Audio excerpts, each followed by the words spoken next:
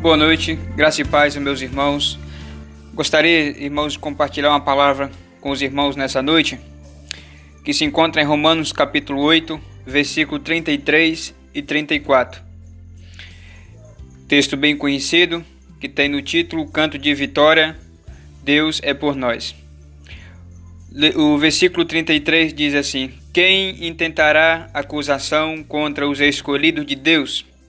É Deus quem os justifica? Quem os condenará? Pois é Cristo quem morreu, ou antes, quem ressuscitou dentre os mortos, o qual está à direita de Deus e também intercede por nós. Meus irmãos, esse texto muito maravilhoso é esta palavra. Quando Paulo escreve a carta aos Romanos, Paulo ele expõe toda a doutrina bíblica do Novo Testamento de uma maneira bem sistemática. Ele fala no capítulo 11 sobre a condição da natureza do homem, o homem afastado de Deus que está condenado. E ele fala sobre a graça de Deus, a justificação que Deus dá pela fé em Cristo, gratuito isso, tudo aquilo feito pela obra de Cristo no Calvário. E quando ele chega em Romanos 8, ele expressa aqui o cântico de vitória, de entender, para nos mostrar, depois de discorrer, ensinar tudo aquilo que Cristo conquistou por nós na cruz do Calvário. A nossa justificação, a nossa redenção, a nossa salvação completa. Tudo isso feito em Cristo, sem mérito algum nosso. Nada do que nós possamos fazer poderia nos dar, de maneira alguma, adquirir essa tão grande salvação. Mas Deus, pelo seu amor, pela sua graça e pelo seu propósito, nos abençoou desta maneira, nos dando o seu Filho, se entregou por nós para que nós pudéssemos, através dele, ter os nossos pecados perdoados, ter a nossa vida justificada e sermos aceitos por ele, e ainda mais ter as grandes promessas de ir morar no céu, de estar sempre com o nosso Cristo. E ele dá, nesse cântico de vitória, ele expressa a segurança que ele mostra aqui daquele que entende o que Cristo fez no Calvário por ele. Hoje nós vivemos em uma época em que, quando estamos em dificuldade, quando nós estamos passando por momentos difíceis, parece que as pessoas procuram palavras para, de alguma maneira, palavra que venha nos animar, de autoajuda.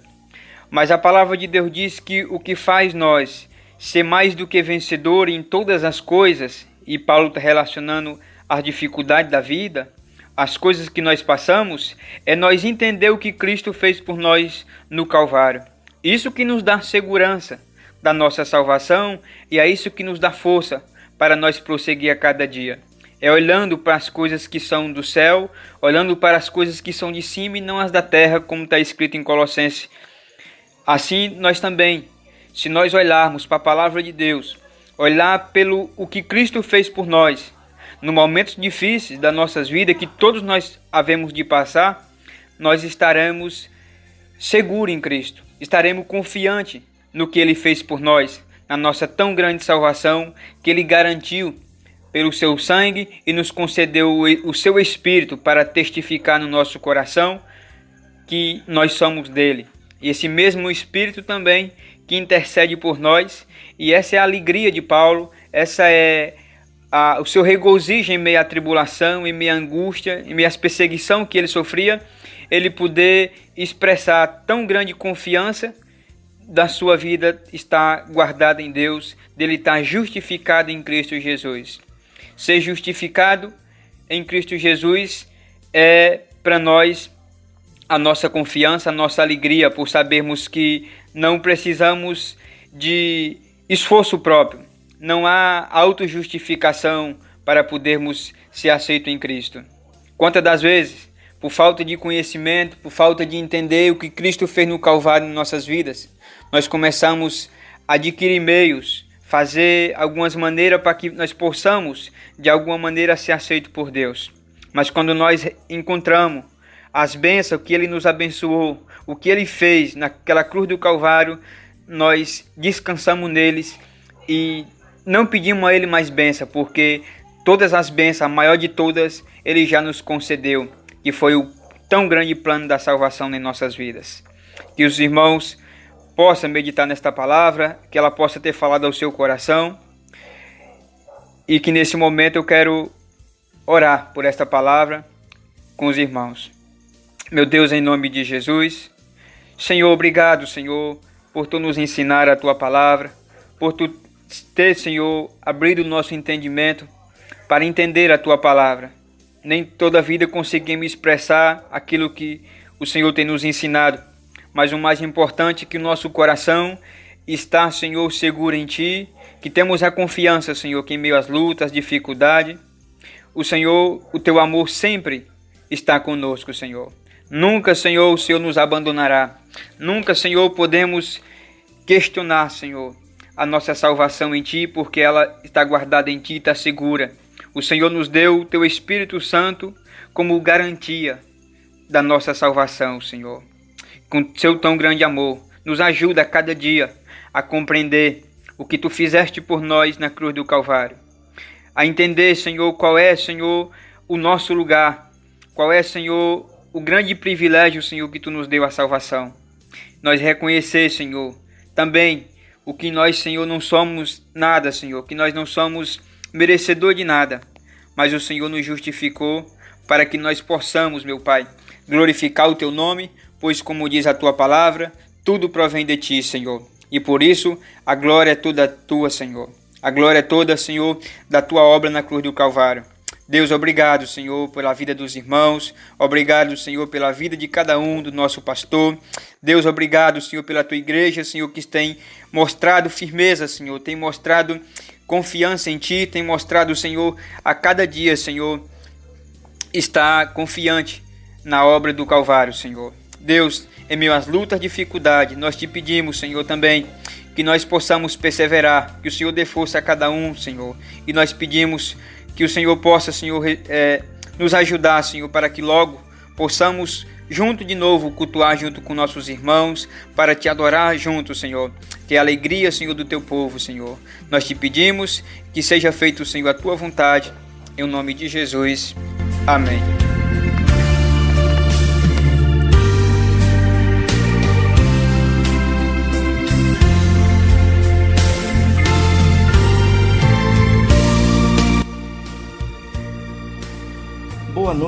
Boa noite, na gloriosa graça e paz de nosso Senhor e Salvador Jesus Cristo. Hoje, quarta-feira, dia 15 de abril, e nós seguimos com o reforço de Escola Bíblica Dominical, referente à aula número 2, com o tema A Sublimidade das Bênçãos Espirituais em Cristo, dentro da lição A Igreja Eleita, redimida pelo sangue de Cristo e selada com o Espírito Santo da promessa. Bem, amados, na aula de hoje, como reforço, eu quero lembrar então o textuário da lição que sustenta bem o tema de aula, que é Efésios 1:3. Bendito Deus e Pai de nosso Senhor Jesus Cristo, o qual nos abençoou com todas as bênçãos espirituais nos lugares celestiais em Cristo. Bem, queridos, eu quero então hoje trabalhar dois textos com os irmãos, bem a nível de comentários pentecostais clássicos, para de alguma forma enfatizar estas bênçãos espirituais em Cristo. O primeiro texto que eu quero utilizar é o texto da leitura diária de sábado passado, o anterior à aula, que foi 2 Coríntios 1, 20 a 22. 2 Coríntios 1, do 20 ao 22. Se você puder pegar sua Bíblia e acompanhar, mesmo que você tenha que voltar depois um pouquinho a gravação, eu vou ler lá o texto então. Eu repito, 2 Coríntios 1, 20, 22. Diz assim: porque todas quantas promessas há de Deus, são nele sim, e por ele o amém, para a glória de Deus, por nós. Mas o que nos confirma convosco em Cristo, e o que nos ungiu, é Deus, o qual também nos selou e deu o penhor do Espírito em nossos corações. Então observem o verso 20 que lemos. Todas as promessas, todas quantas promessas há de Deus, são nele sim. Ou seja, as promessas de Deus, não é? Elas estão muito mais relacionadas à pessoa de Deus do que a nós. Muito mais aos propósitos de Deus em relação à sua glória do que em relação a nós. E ele diz, e por ele o amém. Observe, para a glória de Deus por nós. Então toda esta ênfase de que é de Deus, é por Deus e para Deus. Nós precisamos compreender a ênfase doutrinária de que tudo Deus fez com propósitos relacionados a si mesmo. Nós, por vezes, nos colocamos como o último propósito de Deus, não é? Mas o último propósito de Deus é sempre sua glória. Eu repito algo que as pessoas no meio teológico até brincam em relação a John Piper, que ele diz que tudo é para a glória de Deus, e todas as mensagens de Piper, elas geralmente terminam com esta ênfase, não é? Tudo para a glória de Deus. Há até quem brinque nesse sentido, mas é algo que a gente deve enfatizar bem, queridos, porque todas as bênçãos de Deus, ela tem um objetivo, tá? Não é te abençoar como proposta final ou como propósito mais elevado. O mais elevado, meus irmãos, é a glória de Deus.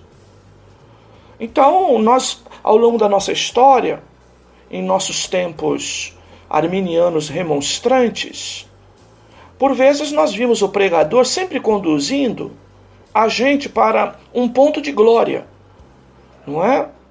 Então, por exemplo, a festa no céu quando um pecador se arrepende. E aí a ênfase do pregador é dizer que a razão pela qual teve festa no céu foi porque o pecador se arrependeu, não é? Então, fica toda aquela festa para o pecador arrependido. Quantos finais de cultos, quando uma pessoa no modelo remonstrante diz, eu quero aceitar Jesus, e obreiros e irmãos chegam lá e falam, parabéns, você tomou a melhor decisão que você podia tomar na vida. E aí, de novo, querem dar uma glória para a decisão humana, que este não é o objetivo. Mesmo porque a Bíblia vai negar, não é? Esta glória como decisão humana. Ou essa decisão humana, não é? Dentro de uma possibilidade. A Bíblia vai negar essa possibilidade. Então, quando você ouve o texto, não é? De que há uma festa no céu porque um pecador se arrependeu, de quem e para quem é esta festa? Para quem você acha que há glória no céu? Qual a razão? Ora, a razão é o Cordeiro de Deus. Por conta do seu sacrifício, de sua obra, permitiu que este pecador gerasse o fruto do arrependimento. Mas quem que de fato pôde possibilitar isso? o Cordeiro de Deus, Cristo. Então a festa por quê? Porque Cristo não morreu em vão. Tá, queridos? Mas nós geralmente queremos o louro, não é? Ou a coroa dessas promessas. O 21, mas o que nos confirma convosco em Cristo é o que nos ungiu. É o que nos ungiu. E é Deus. E o que nos ungiu é Deus. Então observe.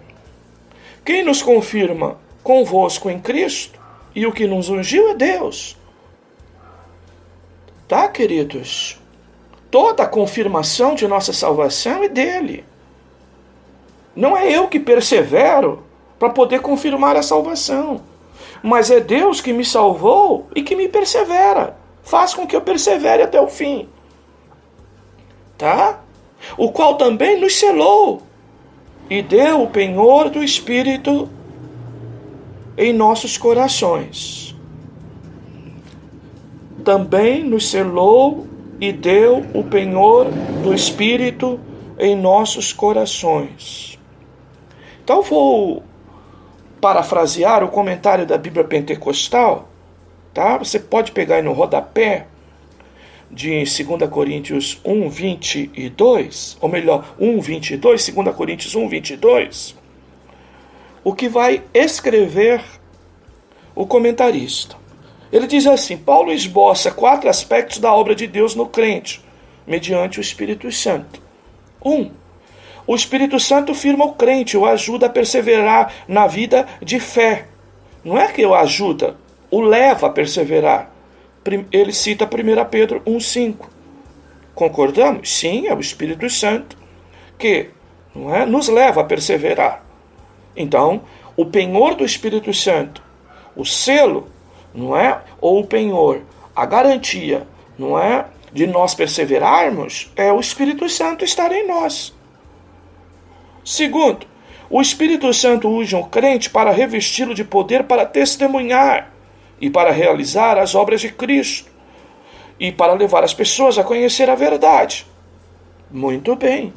É o Espírito Santo, sim, que reveste o crente de coragem, de entusiasmo, deste poder para anunciar a verdade do Evangelho e também conhecer a verdade do Evangelho. É o Espírito. E quem tem o Espírito, quem tem esta promessa, então vai ter esta coragem para testemunhar, para realizar as obras de Cristo e também para buscar e conhecer a verdade. 3. O Espírito Santo é o selo oficial da possessão de Deus, que marca o crente como sua propriedade e que produz um caráter santo na sua personalidade. Observe. Não é? Então, o que é o Espírito Santo em nós? O Espírito Santo em nós é a garantia de que nós somos propriedade de Deus. E como propriedade de Deus, somos trabalhados em justificação, ou melhor, em novo nascimento, em justificação, em perdão, em santificação. Ok, queridos? Que são as bênçãos espirituais. 4. O Espírito Santo que em nós habita é um penhor, isto é, uma garantia para o crente, e ao mesmo tempo as primícias da vida melhor com Cristo no futuro. Que maravilha! Ele cita então que o Espírito Santo é uma garantia em nós, tá? E ao mesmo tempo as primícias de uma vida melhor com Cristo. Está falando do quê? Da nossa salvação, tá? Da convicção da nossa salvação. E não só essa salvação, mas também a própria esperança da vida eterna. Bem, o comentário da Bíblia está correto? Corretíssimo. Corretíssimo. Bem, a sequência dos 4 aspectos da obra de Deus no crente através do Espírito Santo estão corretos em termos de ordem, em termos de importância? Não. Não. E não, e não. A ordem seria, primeiro, o Espírito Santo é um penhor, isto é, uma garantia para o crente da sua vida em Deus, ou da sua salvação. Esta, número 4 que ele cita, deveria ser a primeira. A segunda é a número 3. O Espírito Santo é o selo oficial da possessão de Deus, ou seja, que marca o crente como sua propriedade e que produz no crente transformações de caráter. Tá?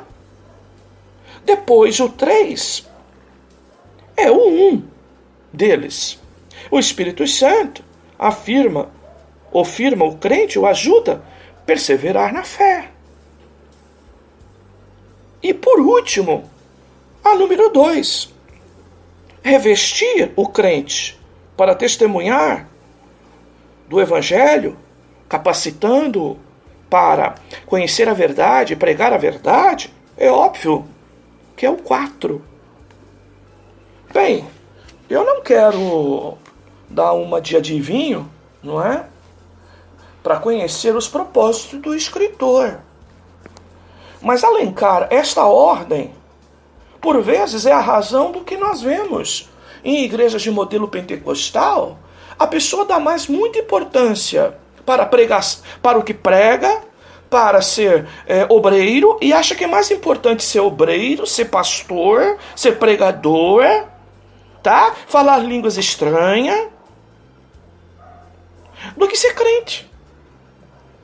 Uma inversão total de valores. Inversão essas que, inclusive, o próprio Jesus, não é, confrontou os seus discípulos quando saíram em nome de Jesus de 2 em 2 na comissão para pregar e para Deus também através deles manifestar sinais. Eles voltaram saltitantes, dizendo que no nome de Jesus expulsavam demônios, curavam os enfermos, os cegos viam. E Jesus disse para eles: menos discípulos, menos. Alegrai-vos acima de tudo, porque o vosso nome está escrito no livro da vida. Então, meu irmão, a principal bênção espiritual e a sublimidade da bênção espiritual maior é a da nossa salvação. E o Espírito Santo, como selo e penhor, ele vem nos garantir esta possibilidade de que, somos propriedade de Deus. 2, temos no Espírito Santo a garantia da vida eterna. 3, perseveramos na fé por causa do Espírito Santo que em nós habita. E 4, somos capacitados pelo mesmo Espírito para então podermos falar do amor de Deus a quem precisa. Esta hierarquia, ela é relevante e é importante à medida em que nós vemos, como já disse, muitos irmãos dando mais importância ao cargo do que a sua posição em Cristo. Dando muito mais ênfase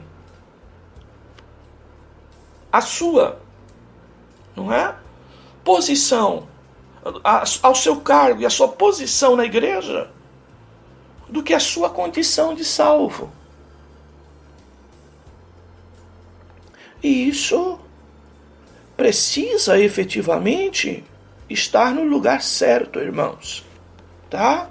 Para que nós não venhamos a ter um bocado de obreiros não salvos e tudo que nós queremos, se for o caso, muitos salvos e até poucos obreiros, mas queremos muito mais irmãos salvos. Esse é o nosso propósito enquanto Igreja do Senhor. Porque o que vemos por aí, principalmente no movimento pentecostal, neopentecostal, arminiano, remonstrante, é que muitas das vezes desejam muito mais caciques, entre aspas, do que índios. Muito mais chefe, muito mais pastores, presbíteros, diáconos, não é? Pregadores, obreiros, cooperadores de tudo quanto é tipo e, infelizmente, poucos com ênfase de convicção e de testemunho e de fruto de salvação. Bem, esqueçamos os demais. O importante é a nossa igreja, é a nossa condição, essa que precisa realmente ser considerada neste comentário. Bem, o segundo texto que eu quero me reportar é o texto de Efésios 2, 11 a 13. É o texto de Efésios 2, 11 a 13. Eu evitei o texto de Efésios 1, 4, 6. Não é por questões de polêmica, não. É porque a lição da semana que vem vai nos falar mais sobre isso. Então, é o texto de segunda-feira, que antecedeu o último domingo, que é o texto de Efésios 2, 11 a 13, que diz assim: Portanto, lembrai-vos de que vos noutro tempo éreis gentios na carne, chamados incircuncisão pelos que na carne se chamam circuncisão feito pela mão dos homens. Que naquele tempo estáveis sem Cristo, separados da comunidade de Israel e estranhos aos concertos da promessa, não tendo esperança e sem Deus no mundo. Mas agora em Cristo Jesus, vós que antes estáveis longe, já pelo sangue de Cristo, chegaste perto.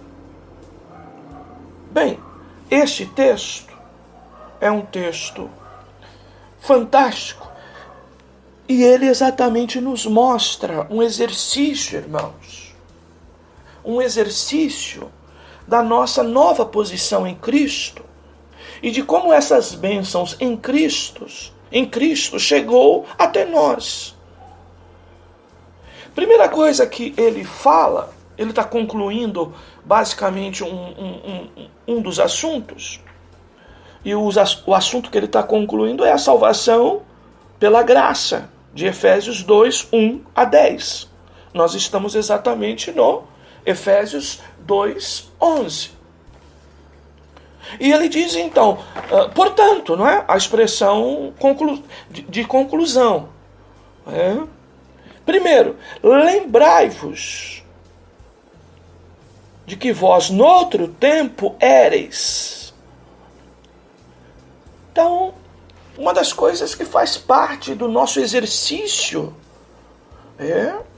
de vida com Deus é lembrar o que nós éramos em outro tempo, como que nós andávamos, como que nós vivíamos, como que nós estávamos em relação a Deus.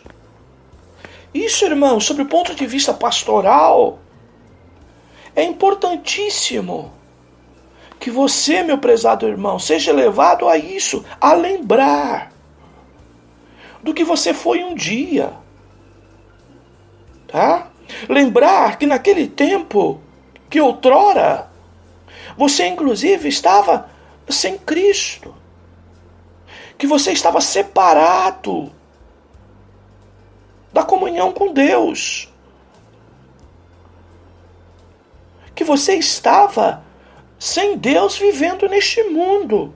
Não quero dar muita ênfase às questões judaicas aqui, tá, queridos? Ainda que o texto, ele compara isso. Mas eu quero falar de você antes de Cristo.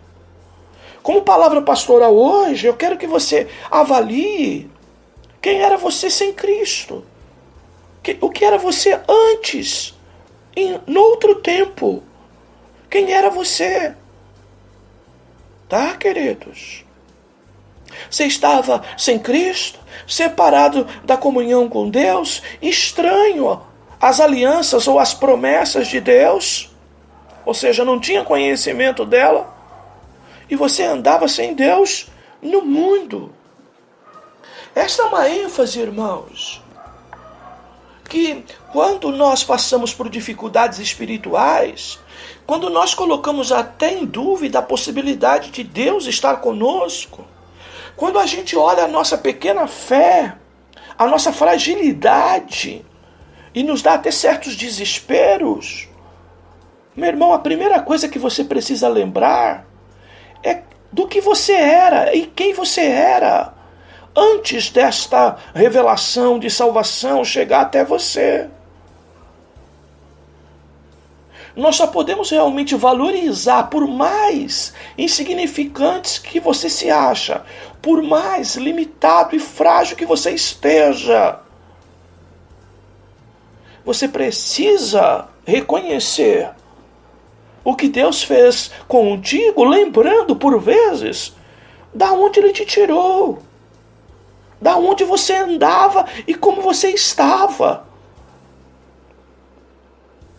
Tá, queridos? Isso, com análise pessoal, com uma análise íntima, é fundamental para nós nos fortalecermos em Cristo e valorizarmos e darmos valor ao que Cristo fez por nós.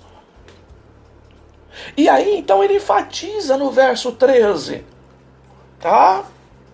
Mas agora, olha aqui a expressão, não é? Adverbial. Agora.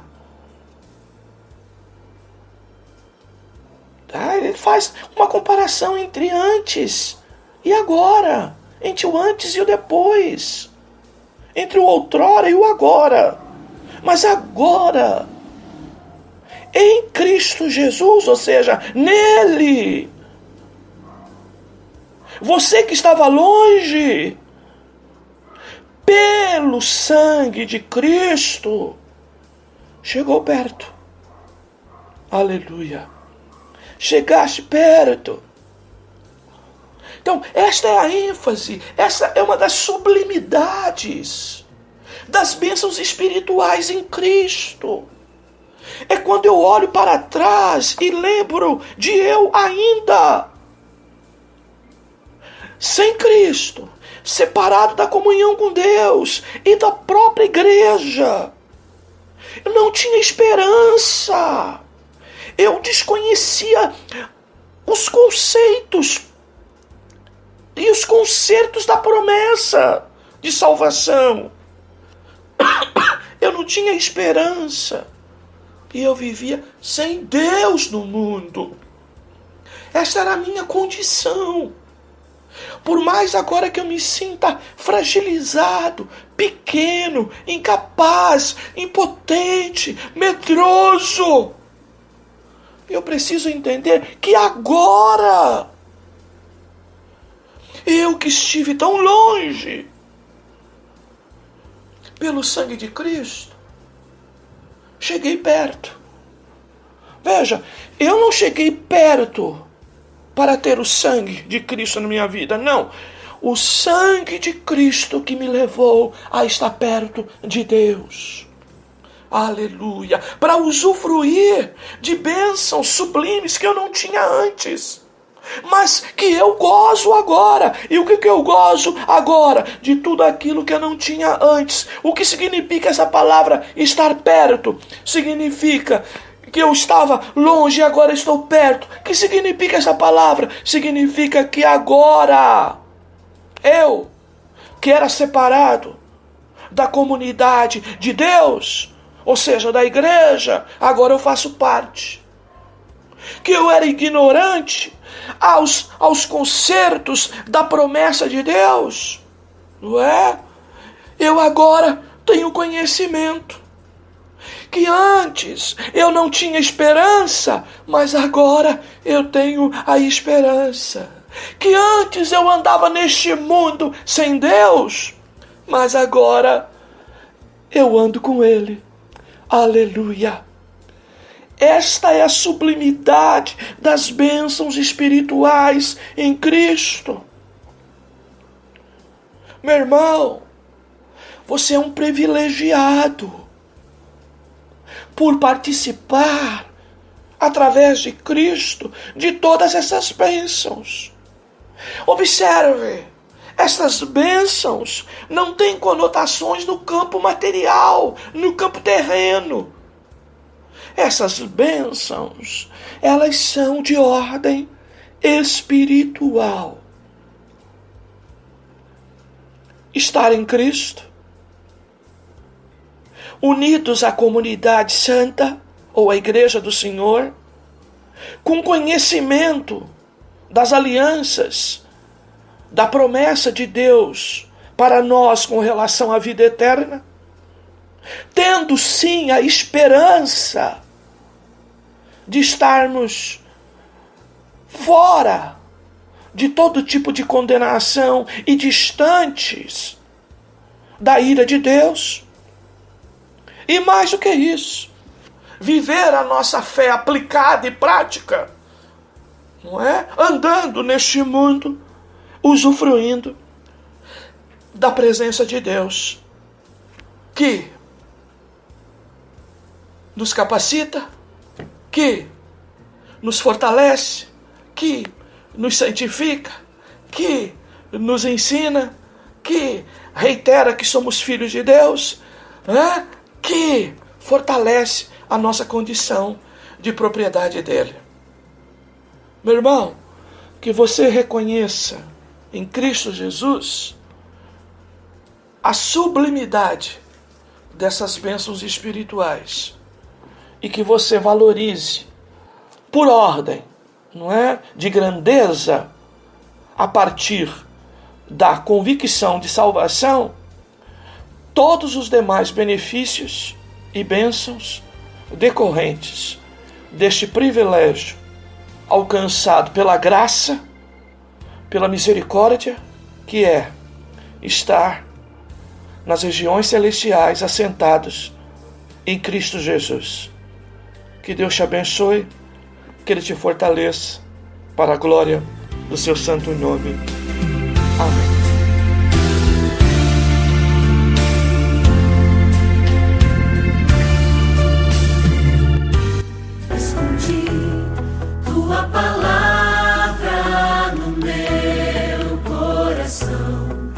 Acesse nosso portal na internet.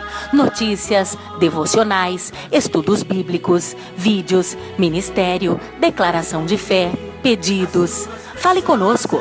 Acesse ministériodareconciliação.net.